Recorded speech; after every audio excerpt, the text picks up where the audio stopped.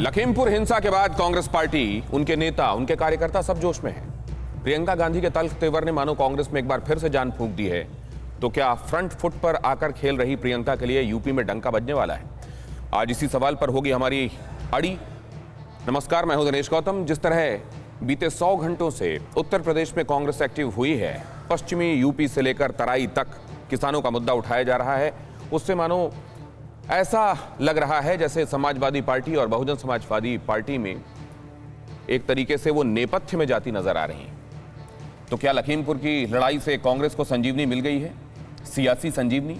आज की अड़ी में हम पूछेंगे कि राजनीतिक पारा चढ़ने से क्या वोटों में भी कुछ इजाफा हुआ है? आखिर क्यों किसानों के मुद्दे को जिंदा रखना चाहती है कांग्रेस? साथ ही यह भी जानने की कोशिश करेंगे कि गुनहगारों की गिरफ्तारी में इतनी देरी क्यों हो रही है। पर सबसे पहले हमारे साथ वो शख्सियत जुड़ गई है जिन्होंने यूपी सरकार की तरफ से इस मामले को सुलझाने में पहल की थी। राकेश टिकैत हमारे साथ जुड़ गए हैं और इससे पहले कि वहां माहौल और ज्यादा खराब होता, राकेश टिकैत ने महत्वपूर्ण भूमिका निभाई और उनकी अगुवाई में एक कंसेंसस तक दोनों पक्ष पहुंचते हुए नजर आए और ये एक तरीके से तनाव को कम करने की दिशा में महत्वपूर्ण कदम था। राकेश टिकैत, आपका एक बार फिर से स्वागत है। अभी 2 दिन पहले आपसे मुखातिब हुआ था और तब कई बातों का जवाब आपने दिया, लेकिन उसके बाद चीजें जैसे अनफोल्ड हुई। अब भी नेताओं का वहां जाना जारी है। वो ये कह रहे हैं कि इंसाफ मिला नहीं, एक तरीके से ब्लड मनी के लिए डील कर ली गई और हम इस मुद्दे को जब तक इंसाफ नहीं मिलेगा आप शांत नहीं होने देंगे। आप कैसे देख रहे हैं इसको? ना, मुद्दा तो शांत होना ही नहीं चाहिए भाई। मुद्दा तो गिरफ्तारी और मंत्री की बर्खास्तगी, ये अहम है। इस तक शांत कैसे हो जाएगा? होना ही नहीं चाहिए। सब लोगों को इसमें परिवार की, सब लोगों की मदद करनी चाहिए। नहीं तो उस समय क्या फिर वो लोग जो ये कह रहे हैं कि राकेश टिकैत जी ने जल्दबाजी कर ली, उन्होंने जल्दी इस बात का ऐलान कर दिया कि नहीं सब ठीक है और हमको ये मान्य है जो सरकार कह रही है, क्या ये वाकई हो गया? नहीं, लाश डेड बॉडी वहां पर रखी हुई है। हम जिंदे आदमी पे लड़ाई लड़ते हैं। ना किसान संगठन कमजोर है, ना था और ना रहेगा। लाश पर राजनीति नहीं करते हम।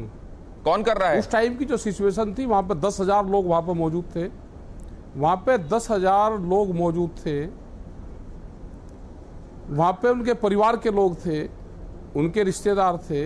वहां पे 3 तरह की कमेटी पब्लिक की तरफ से थी, किसानों की तरफ से, और सरकार के वहां पे अधिकारी थे।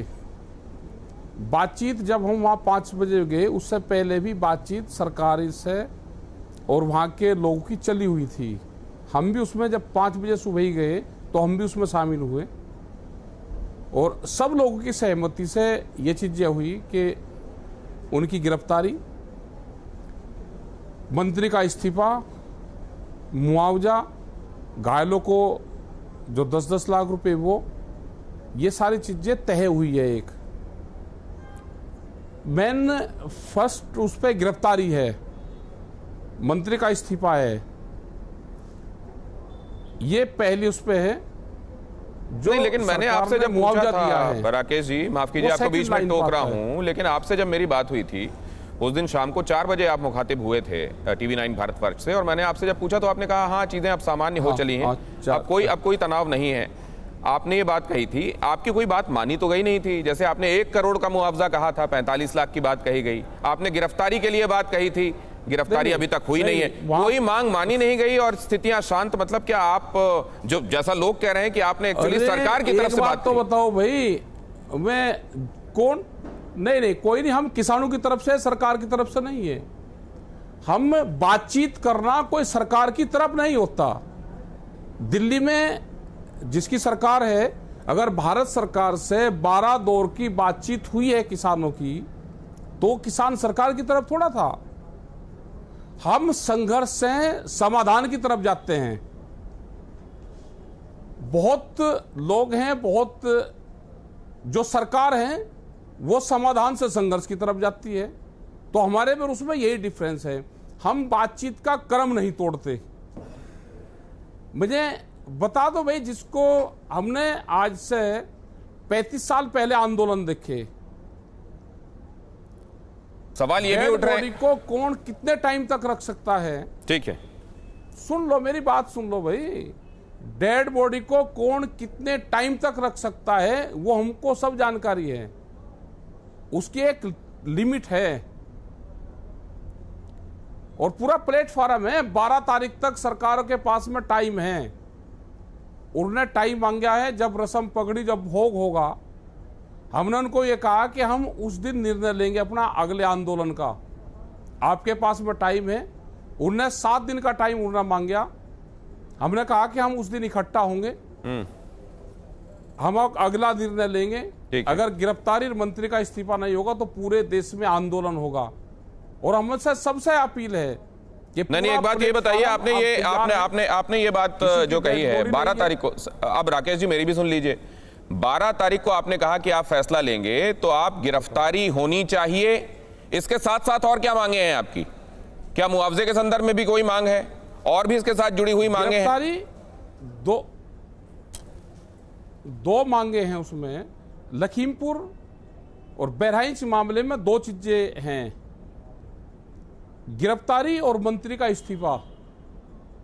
ये भी 2 चीज वहां पे मस्ट हैं, और चीजें वहां पे हो गई है, कुछ समझौते वहां पे हुए हैं अभी। ठीक है। अच्छा, दूसरे मैं ये भी जानना चाहता हूं, ये कहा जा रहा है कि राकेश टिकैत ही अकेले वहां क्यों जा पाए, जब बाकी लोगों को रोका जा रहा था, बाकी विपक्ष के नेताओं को रोका जा रहा था, किसी को जाने नहीं दिया जा रहा था, राकेश टिकैत की पहुंच ही क्यों बन पाई? क्या सरकार चाहती थी कि राकेश टिकैत जाए वहां? नहीं, वहां पे बहुत लोग थे, करीब 9 से ज्यादा लोग अपने एसकेएम के थे वहां पे, जो किसान संगठन से हैं। वे 8-9 लोग वहां पे मौजूद थे। 10,000 से ज्यादा लोग वहां पे उस टाइम पे मौजूद थे। पूर्ण रूप से पुलिस प्रशासन वहां पे था। और उन लोगों की जब हम गए तो पूरी रात उन लोगों की बातचीत हुई है सरकार की, उनकी। हम भी उसमें शामिल हुए, करीब 12 घंटे के बाद में हम भी उसमें शामिल हुए हैं। अब ये आपने उस दिन जो कहा था कि हाँ एक सुलह तक हम लोग पहुंच गए हैं, वो क्या उसी दिन आपकी बात हो गई थी कि आपने 12 तारीख तक का टाइम दिया है ये सब बातें करने के लिए, मानने के लिए? उस दिन 7 दिन का टाइम गिरफ्तारी पे उन्होंने मांगा था। 7 दिन का मतलब ये था कि जिस दिन हम लोग फिर इकट्ठा होंगे, और वो इकट्ठा होंगे वहां पे जब रस्म पगड़ी, जब भोग होगा उस पर।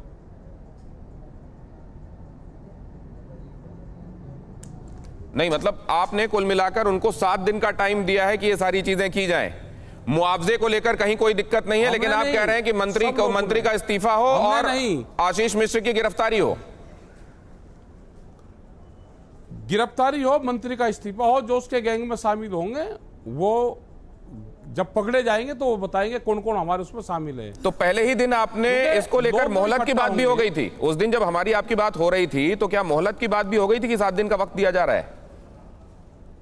ये तो आपको बता दिया था उसी दिन, क्योंकि जब लोग दोबारा इकट्ठा होंगे वहां पे, इकट्ठा जब रस्म पगड़ी, जब भोग होता है तो उस दिन इकट्ठा होंगे और उसी दिन निर्णय लेंगे।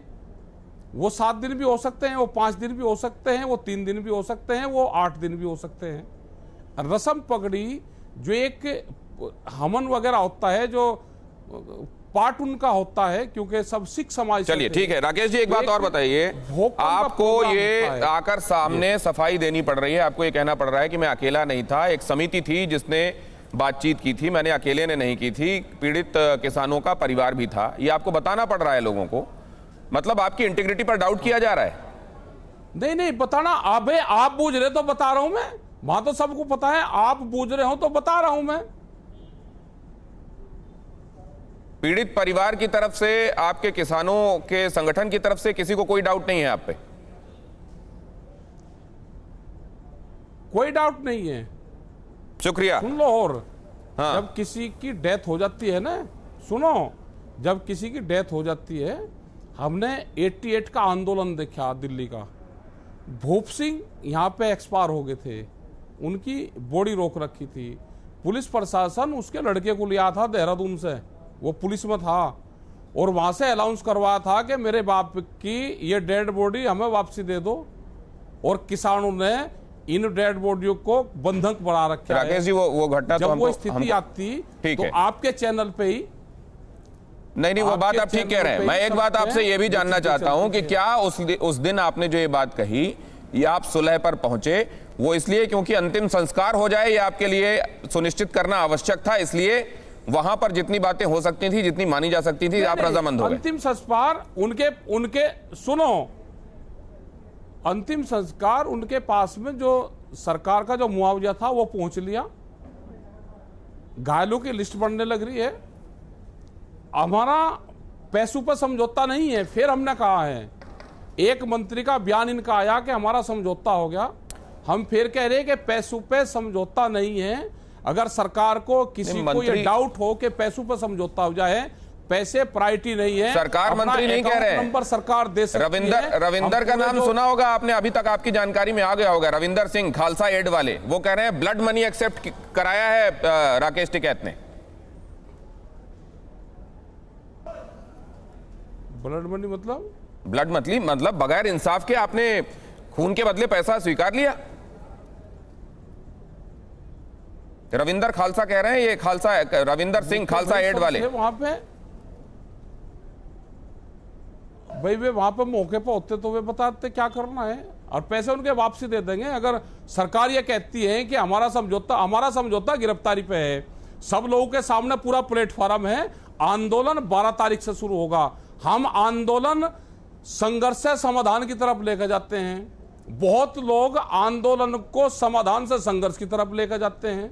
सरकार चाहती तो है आपसे समाधान निकालना, सोच में फर्क है पूर्ण रूप से। किसान बिल पर भी, खेती के बिल पर भी सरकार चाहती है, आप तो संघर्ष पर ही आमादा है। तो बिल पे भी कहा ना, नहीं सरकार समाधान से संघर्ष की तरफ जा रही है, और हम संघर्ष से समाधान की तरफ जा रहे हैं। सरकार जिस दिन चाह रही है। अच्छा, एक बात और बता दीजिए राकेश जी, अधिकारी को, किसी मंत्री को, राकेश जी आपने हमेशा बहुत प्रेस पावर देकर भेज देंगे, उस दिन समझौता हो जाएगा। आपने बड़े जनरस तरीके से वक्त निकाला, TV9 भारतवर्ष के साथ बातचीत की हमेशा। और अब चलते चलते एक बात मैं आपसे और जानना चाहता हूं, आपने कहा हम लाशों पर सियासत नहीं करते, कौन करता है लाशों पर सियासत? जी भाई, जो कह रहे होंगे वो करते होंगे। मतलब बहुत जगह से हमारे पास में भी आके उनकी डेड बॉडी नहीं देनी चाहिए थी। हम कौन है किसी की डेड बॉडी रोकने के लिए? किसने कहा था ये राकेश जी, आप अगर बता सकें, TV9 भारतवर्ष पर लोग आपको सुन रहे हैं, वो जान सकें कौन के? भाई आपके उससे हाँ, हम ये कह रहे हैं कि बहुत लोग ये है कि समझौता जल्दी कर लिया। खबरें सुनते हैं कि राकेश टिकैत वो करा, समझौता जल्दी नहीं, समझौता तो जब एक निमट जाता है। देखिए, आप गैर राजनीतिक संगठन हैं, किसी राजनीतिक व्यक्ति का भी फोन आया क्या आपके पास कि आपने जल्दी कर लिया समझौता? नहीं, हमारे पास किसी का फोन नहीं आया। हमारे पास तो एक आधे चैनल का या किसी का आता है जी, ये हवाई चल रही है कि समझौता कर लिया। हम कोई समझौता करने में थे। 12 घंटे पहले से वहां पे वार्ता शामिल हो रही थी, हम भी उसमें शामिल हुए, और हम भी बैरिकेटिंग तोड़ के गए। करीब 100 गाड़ियां हमारे साथ में थी। शुक्रिया आपका राकेश टिकैत। Rakesh Tikait, force Ghazipur border. धन्यवाद जी। राकेश टिकैत कह रहे हैं हमको भी रोका गया था, हम तो बैरिकेडिंग तोड़ कर गए हैं, लेकिन सवाल यह है कि दूसरे बैरिकेडिंग नहीं तोड़ पाए। अड़ी सोमवार से शुक्रवार शाम 6 बजे सिर्फ TV9 भारतवर्ष पर।